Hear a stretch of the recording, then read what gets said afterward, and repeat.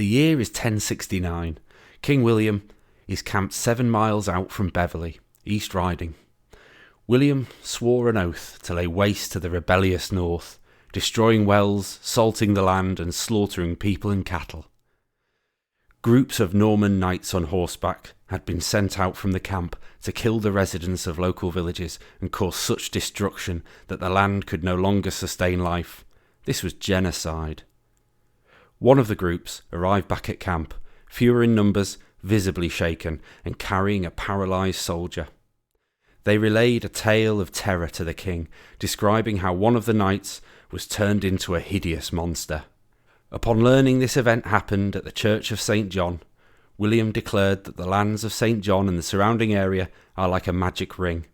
Believing this act to be a miracle, he moved the camp further away. Not only did he leave the area free from further destruction and slaughter, he lavished gifts and rites upon the church. Such was his superstition.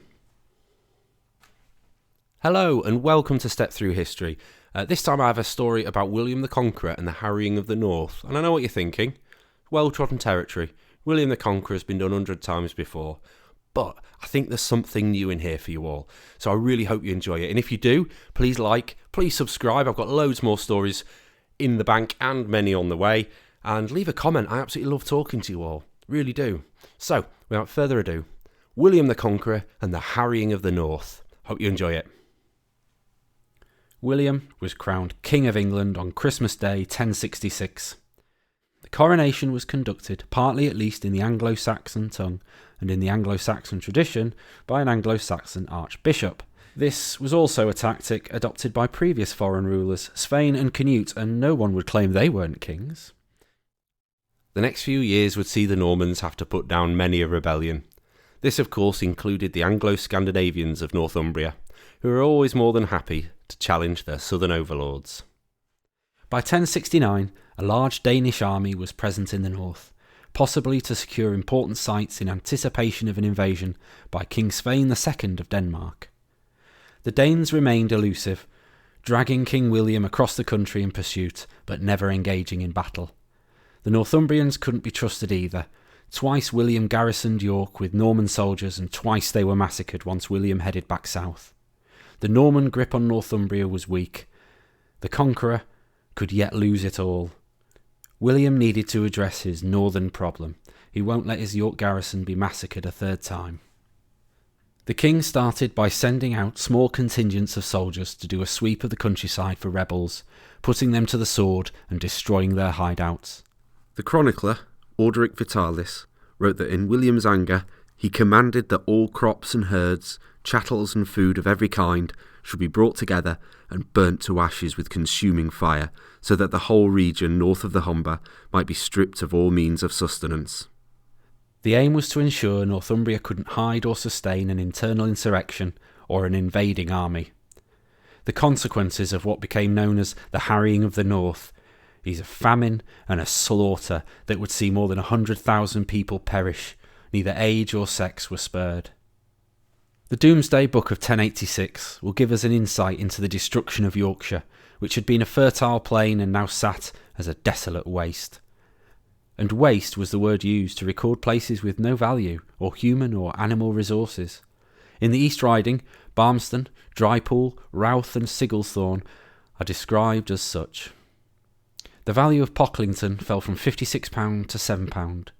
Bridlington reduced from £32 to just 8 shillings. Burton Agnes also suffered a similar fate, reducing from £24 to 10 shillings. Elsewhere, Burstwick and Kilnsey dropped from £56 to £10, and the coastal settlements of Withensea and Hornsey fell from £24 to 10 shillings. There seems to be an anomaly sitting amongst the charred and barren land. The Church of St. John was valued in King Edward the Confessor's time at £24 and has only reduced by around 40% to £14. Do you remember the fallen soldier and the monster from the Minster from right back at the start? Let's go back and find out what happened around Beverley during the harrying. King William's army had pitched their tents 7 miles from Beverley and began the destruction and slaughter of the local area. People fled with their valuables to the sanctuary at the Church of St. John. A group of soldiers gave chase, focusing their efforts on venerable men, sumptuously dressed, adorned with gold bracelets, who made haste to the protection of the sanctuary. The soldiers entered the town and met no resistance, and so followed their prey to the church. Once inside, and sat high on his horse, the knight, possibly named Thirstinus, raised his sword high in the air and charged after those who had sought refuge. The knight fell from his horse and broke his neck. His head snapped backwards, and his hands and feet became distorted, like a monster. Another knight became paralysed and struck down with an incurable disease, or so it was reported. The fearful troops dropped their weapons and humbly besought St. John to have mercy on them. Then they headed back to William's camp to regale the terrifying and ominous story.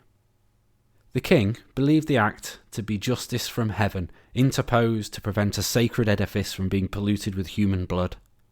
William turned this tragedy into his advantage by exercising his political and not military might. Fearing a similar revenge on the rest of his army, he sent for a meeting with the church elders.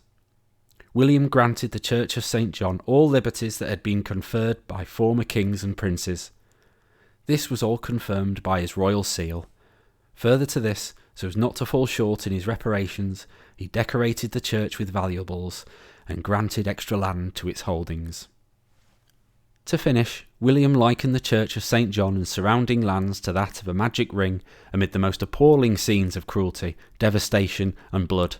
He moved his camp further away from the Church of St. John. The renewing of Athelstan's gift to Beverley was an astute political move, using legal precedent to cement his legitimacy as king, and what better way than exercising the same rights as previous legitimate monarchs. It's interesting to note that the renewing of Athelstan's gift in Beverley has been used by a number of monarchs who have reason to solidify their less than straightforward succession to the throne. Starting with an invading Athelstan and Duke William, Stephen of Blois and Henry Plantagenet also used Beverley as a political pawn in this way. The Normans took the vengeful act carried out by St. John as a miracle. His miracles appear in many of my stories. My favourite being an invading Scottish army was kept out of Beverley not by a massive army commanded by William de la Zouch and Lord Percy, but by St. John and around 7 bald men crying on the cobbles of the marketplace. In this story, the paralysed knight could have suffered a stroke. As far as the knight falling off the horse, I have to point out that one source describing the church as was tells of an unusual step within the entrance. But let's just go with the miracle idea, shall we? The land around Beverley, like the rest of the country, was distributed to William's loyal followers who had supported his campaign. 2 particular recipients of his generosity will also shine a light on how William exerted his control. First up, we have Drogo de Brewer, 1st Earl of Holderness, who was a Flemish nobleman accompanying the Duke of Normandy on his conquest. Drogo not only received prime bogland in Holderness, where he built a motte and bailey at Skipsea, he was also given William's niece in marriage. How did Drogo repay his king? Well, he's suspected of poisoning his wife, and it may be accidental, which is quite tragic, and then claimed the lands of St. John as his own, with no way of substantiating the claims. The potential disaster was turned to the Crown's advantage when the Archbishop complained, using King William's own writ, in which he granted undisturbed possession of the land of St. John. How could the king refuse? An opportunity to further cement his own authority. Drogo would disappear from record and his lands passed to Odo, Count of Champagne. The next Norman antagonist would provide William with another opportunity for a political masterclass. Walcher? Anyway, he was the Bishop of Durham and granted the governorship of Northumberland. He was said to be covetous and tyrannical. His administration was marked by cruelty, injustice and oppression. He would sanction cruel murders for personal gain, then share the profits with his co-conspirators. To secure the bishop's fidelity to the crown, William granted him land in the county of York. It took no time at all for this maniacal bishop to use violence to seize property that came within his reach, including Welton, then owned by the canons of Beverley.